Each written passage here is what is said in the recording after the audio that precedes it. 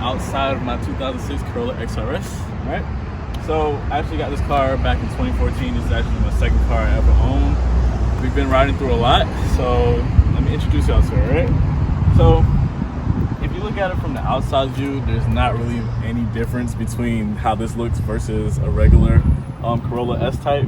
But I made a little bit of subtle changes in the front, you know, gotta add my little taste on it, right? So here, I replaced the headlights. Before, I actually had another pair of aftermarket headlights that had an LED ring, but this looks a little growner to me, if that's a word, more grown up, I should say. And it's almost close to the OEM headlight, but I like the black housing, especially goes good with the car being black, gives a nice accent.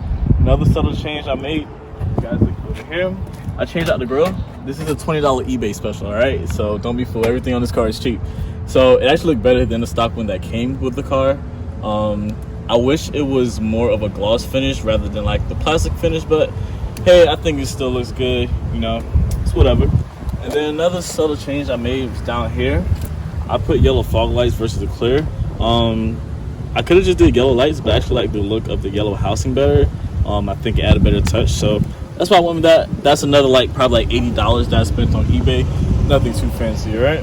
So if you guys want to follow me around here, I'm gonna show you guys something real quick. So everybody nicknames their cars. The nickname that I have for this car is actually the Black Mamba, right? And yes, that is a tribute to Kobe, but this is not recent. I actually got this license plate made back in 2016. This is actually a month after he retired, and I really didn't know what to get, but I know I wanted a custom plate, and someone gave me the idea. It was like, hey, you're a Kobe fan, your car is black. And I was like, yo, I think it'd be dope. So that's why I have it here, and now even more, it means a lot to me, because I actually had it down for a little bit because it would always fall down and rattle, but you know, everything that happened, rest in peace Kobe, had to put it back up, so it's gonna stay up, all right? So if you look at the wheels down here, these are XRS, I believe it was the 551 edition. These were not the original rims that I had on the car. I had some Stratas on it before. Funny story how these end up on a car. I had it on an MR2, and I don't have the MR2 anymore, of course. So I have stacker wheels on a front wheel drive car that makes no power. It is not the best setup, but hey, it looks good. And why not waste the wheels? You know, I spent like $600 on them. But we're gonna get into why I don't have the MR2 anymore either as well. That's gonna be a good story for you guys. I'll guess that basically I'll share my pain with you. All right, so in the front they're 18, sorry, not 18s, they're 17 by 8. I had 18s on before. And then the back, they're 18 by 8.5. So it's not the best driving wise, but hey, you know, it gets the job done.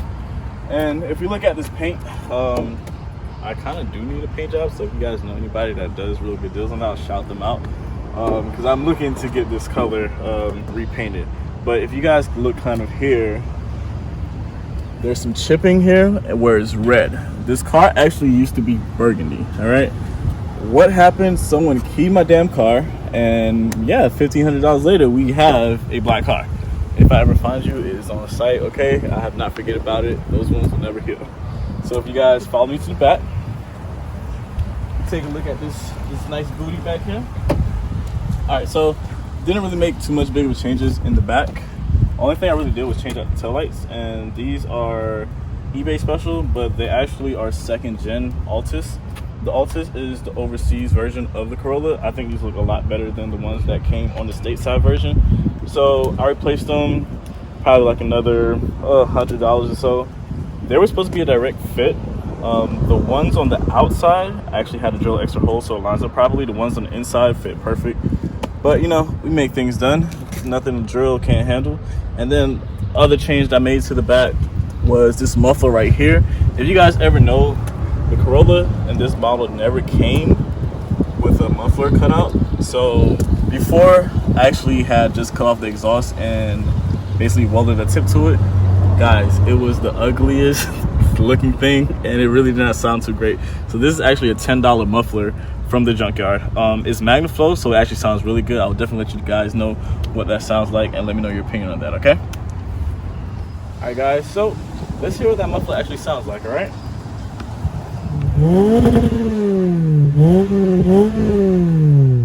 All right, guys, so we're gonna take a look under the hood. this is really where all the magic happens, as we like to call it.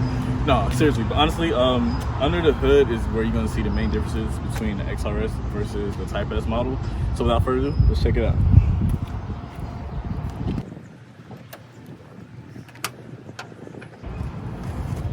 Ain't she pretty? Nah, it's nothing that really catches the eye. But so under the hood, it is going to be the 2ZZ high rev motor made by Yamaha versus the 1ZZ that comes in the regular Corolla Type S. So the biggest difference between that is it's going to put out more power. So you're going to put out about 164 horsepower versus, I think in the S it's about 132. The torque numbers aren't really too different. This puts out about 127 feet-pound of torque, which very much lacks in that area, but the way that this car was engineered, it kind of makes up for that a little bit. Basically what I mean by that is that if you take a high revving motor with a transmission that has short gears, it simulates that the car has long gears. So if you're like racing somebody, you're probably going to outshift them most of the time. However, with having the short gears paired with a car that has a high revving engine, it keeps you in your power band. So down low, we don't really make that much power. You know, up top is where we're going to have the most of the power out of this car, and the way the transmission is designed, it will keep you in that power if you're running through your gears. So I guess that was the way you make it to it. I kind of would like to see if it did have a little more torque and a little more power, but this car is actually a sleeper, and I'm not saying that to say like in any way, shape, or form that it's fast. Basically what I'm saying is that it could be some cars you wouldn't expect it, okay? So I've ran against some 1.8 turbos, mid-size 4-cylinder cars, and I got a bit of them. So with this car being lightweight, around 2,600 pounds, and the way that it's set up, it'll surprise you. You guys let me know what you think. Like I said, it's nothing impressive, but I like it, ride or die. There's more that I would love to do to this car. My ultimate goal for the car was actually to turbo it, but honestly, the amount of money you have to put in to make a non-turbo car turbo, I could probably get a car that's turbo. So we're probably gonna leave it alone right now unless I start making more money, which might need to win lotto to do that. But stay tuned. This car's gonna be on this channel a lot, so this is not the last that you're gonna see of it. All right, so it is hot as hell. We are in Florida, so let's go on the inside and so get some AC. All right.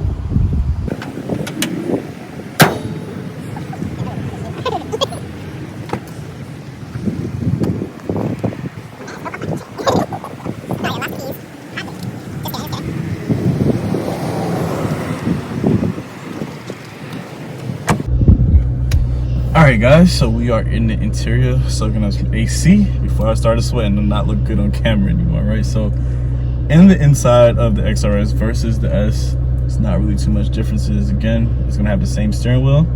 Alright. Biggest difference you're gonna see is the dash. This does have a black dash with the red lines versus with the S, it has the white dash with the red lines. As you will see on the S model, S probably goes up to about 120. This goes up to 150. Not saying that you will ever hit that, because I think these cars cap at about 130 or somewhere in that range.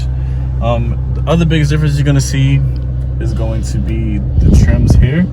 If you guys are wondering why there's remnants of red, basically what happened is that I was bored one day and I was like, I wonder how these look red. So I plastic dipped them. When they first came out, they actually did not look bad, but as you guys know, plastic dip fade after a while and it doesn't look any good. So I took them out. Yeah, and I just like kind of left it like that. I just really want to replace all of the silver linings in the car, especially around the windowsills, but I really haven't been able to find the whole set. If anyone is watching this and they know where I can get a set from, please let me know in the comments or hit me up on social media. I would greatly appreciate that.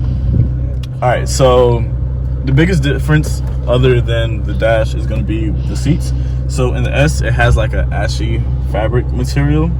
The material is a little bit different with these. You can't really see it, but it's kind of like grooved a little bit in the cloth, and it's a black combination with the navy blue that you can see up here.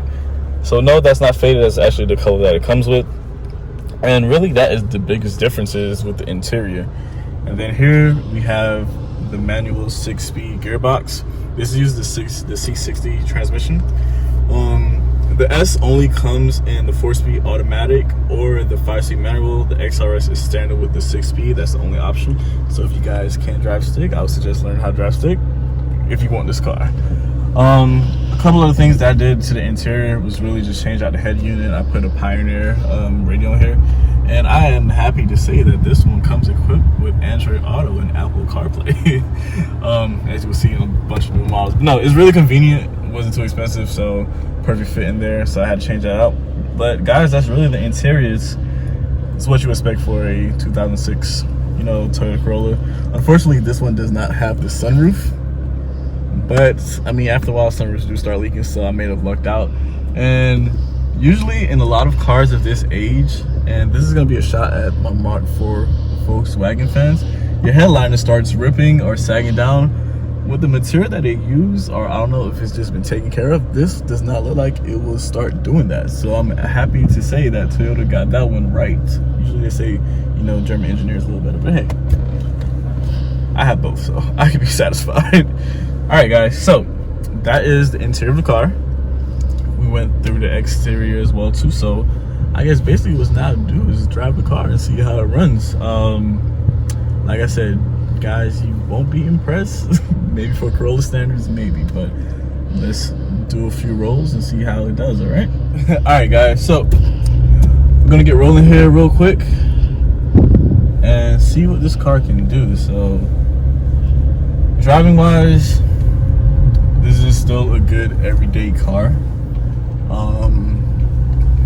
This car right now, the way it sits, actually has about 193,000 miles on it, so it's a Toyota. It runs forever.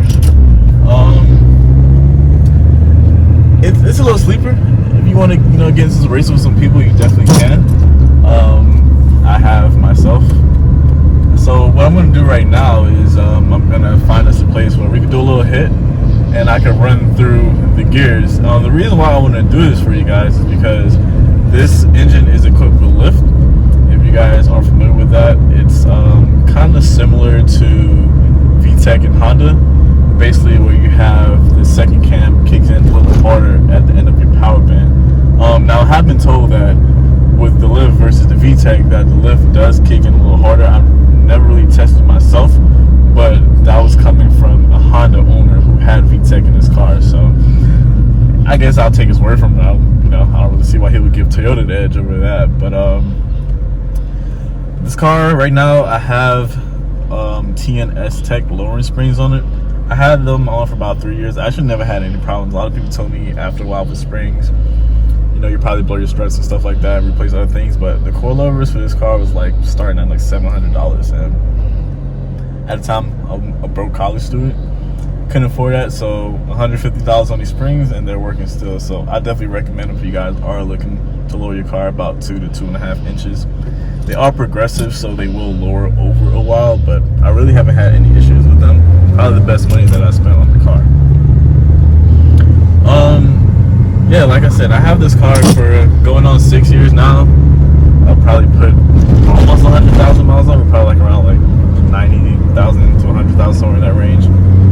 But it's been good to me. Never left me stranded. It's still reliable. It's not going to have as good fuel numbers as the regular S, but when you get into something a little sportier, you got to make sacrifices. All right, so I'm okay with sacrificing that. All right, so I think I'm gonna find this place. We'll do a hit, and you guys let me know what you think. All right, guys. So before we do this hit, I have to turn on my nitrous real quick. Okay, so for you guys who have slow cars, you know exactly what I'm talking about. All right.